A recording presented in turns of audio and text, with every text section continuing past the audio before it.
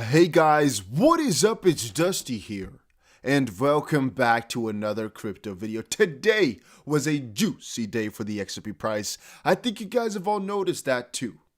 However, this update here is not about the price, but only about what is happening on the 28th of April. So you guys are all up to date with what Ripple's going to go through here regarding the lawsuit. Now, let me first quickly ask, have you guys also been bamboozled by everything that's happening in the space right now? It's freaking juicy, it's freaking crazy. But Elon Musk, for all of you guys that missed it, earlier today replied to Dave Portnoy, whom said, "So, am I understanding this correctly? Elon buys Bitcoin, then he pumps it, it goes up, then he dumps it and makes a fortune." Fortune is relative, of course. "Listen, I own one Bitcoin, but Bitcoin is exactly who we thought it was. Just don't be the last one holding the bag." Elon said, "No, you don't. I have not sold any of my Bitcoin. Tesla sold 10% of its holdings, essentially to prove liquidity of Bitcoin as an alternative to holding cash on the balance sheet." Wow. So this was really something extremely bullish on crypto, and it just really put me into a really positive little note. It just was really nice for me to see. Then on the same, but still a different note, to all XP holders, XP will change your life forever. I just want to kind of point out, don't only think short term. Don't only think if the price doesn't go up right now, it will never go up or anything along those lines. Man, we have such a long time frame for ourselves, and the lawsuit once more is showing a little bit of that importance. So let's now dive into it. Here is a little article tweet from April 23rd. SEC asked the court to deny Ripple's request for an order requiring the SEC to stop using foreign requests for assistance for discovery purposes and to turn over all materials already collected. So that might sound a little bit strange. You might also not understand what it is talking about. Well, let's actually dive a little bit deeper. April 21st, a couple of days prior. Breaking news. SEC seeks order limiting discovery.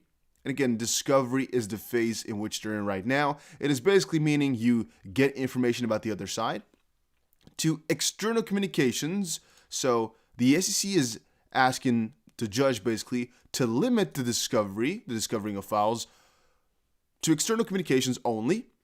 So that basically means Ripple can discover stuff, but only what the SEC kind of communicated outside regarding market views of XRP, Bitcoin, and Ether involving any of the 19 custodians identified by Ripple's defendants. The SEC a couple of weeks ago, I believe it was April 6th, I don't remember exactly when we got the heads up from the judge, which basically was, hey, Ripple, you can get these documents from the SEC. And she said in that little hearing, you can get the external communications and internal memos, not the internal informal communications between SEC members because of the privacy laws.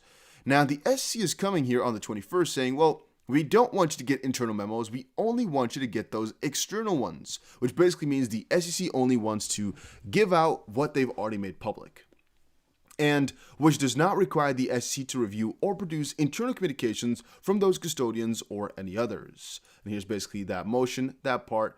It's long, all right? Let's put it like that. You can see here it's 145 pages long, and it basically goes over here in very much depth why that should be the case. Why, to some degree, Ripple is overreaching, but mostly why they want to exclude it. Right? That's the first one. It's really important to understand. That is April 22nd.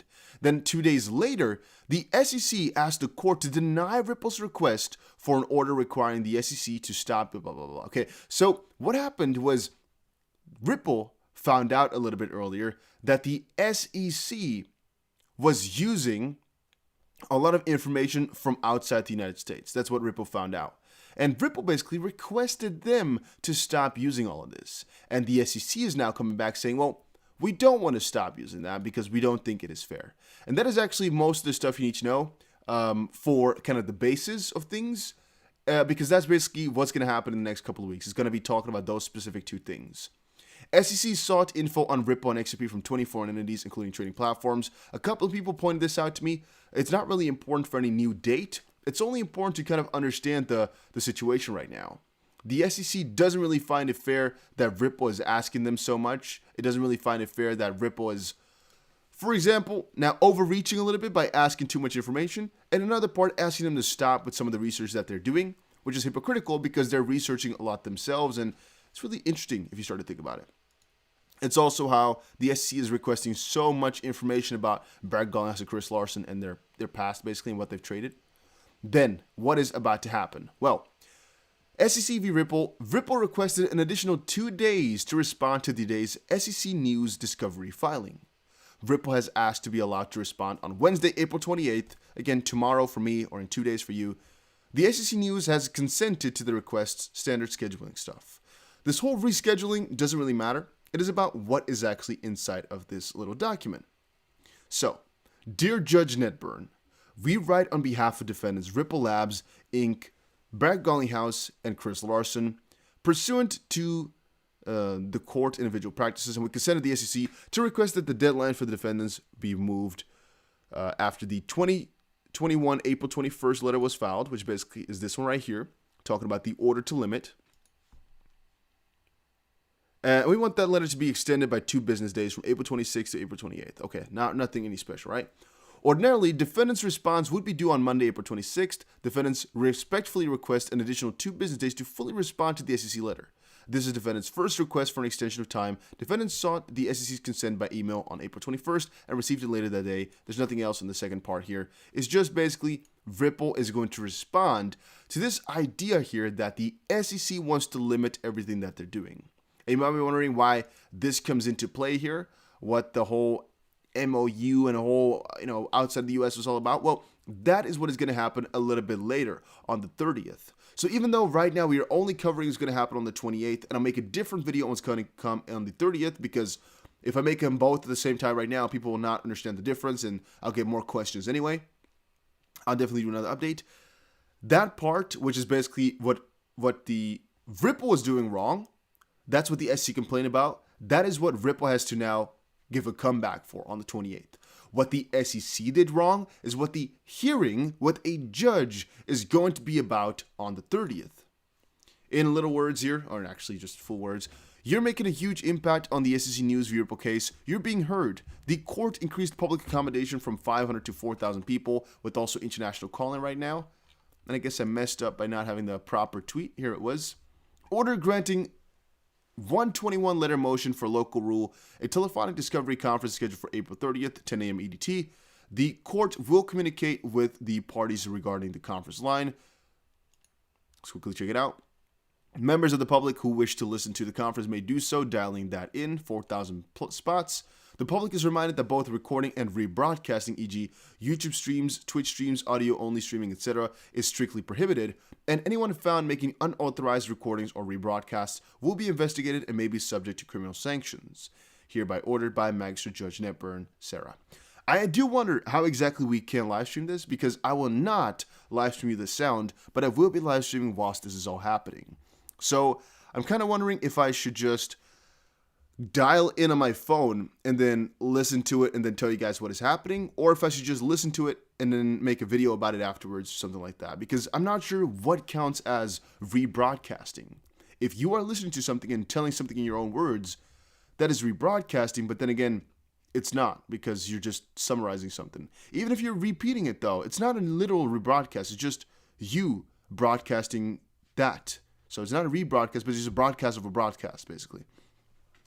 This is also this is the discovery conference regarding the SEC's contacting foreign regulators and seeking discovery outside the rules of federal procedure and the Hague Convention. Once more, that is the 30th. The 28th, though, so tomorrow or the day after that. Sorry, guys, yeah. It depends on when you're watching from. For me right now, it's freaking 6 a.m., so it's going to be tomorrow. But for you, it might be, a different date, a different time.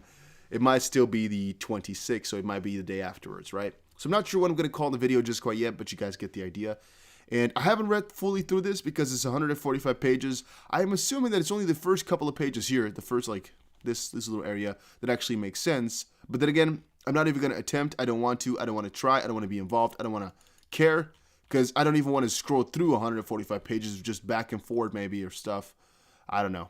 Right, the first couple of pages, if you are interested, is the most important and juicy stuff. It's basically just the SEC explaining why.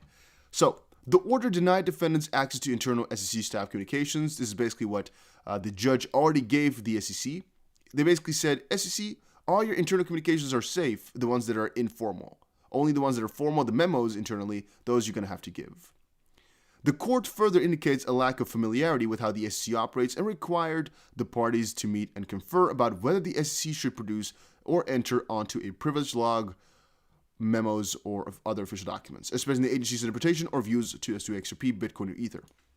What they said right now is that the information between the 19 custodians basically should all have been given anyway, but the specific ones regarding the internal memos, which they had to meet and confer about, they shouldn't. Now, again, this is actually only one part. There's one part which is still missing, though. I didn't open that one up, and that is the SEC is basically going after them, after Ripple, basically explaining really how Ripple is overreaching and how they're trying to broaden it. It's also in here, luckily, as you can clearly see. It's just they're trying to address it as if Ripple is asking one of the craziest things in this world for asking some information from them, and I just think it's really preposterous, just crazy the way that this is moving right now. I keep reminding you guys that I think this lawsuit is not fair, but man, this study is going to be interesting. We're just going to see how Ripple's going to respond to getting their documents, because I do believe Ripple has rights to those documents because the judge said so. But let's see, all right? Their offense points were the order denied defendants access to internal staff communications. Defendants make new and broader requests inconsistent with the court's order. There is no reason to broaden the court's order. The SEC's interpretations and views on the law must be and are publicly expressed, and the renewed request for internal SEC staff communications is contrary to this court's order and demonstrates further discovery gamesmanship by defendants. So yeah, let's wait it out. Let's see what it is, guys. Once more, don't let yourself get distracted too much by the price. If you are into trading, though, make sure you check out Bybit. A link is down below to the exchange that I'm using. There's also a VPN link down below. There's right now, I think, also a really heavy deposit bonus. And I'll see you guys again in another crypto update soon.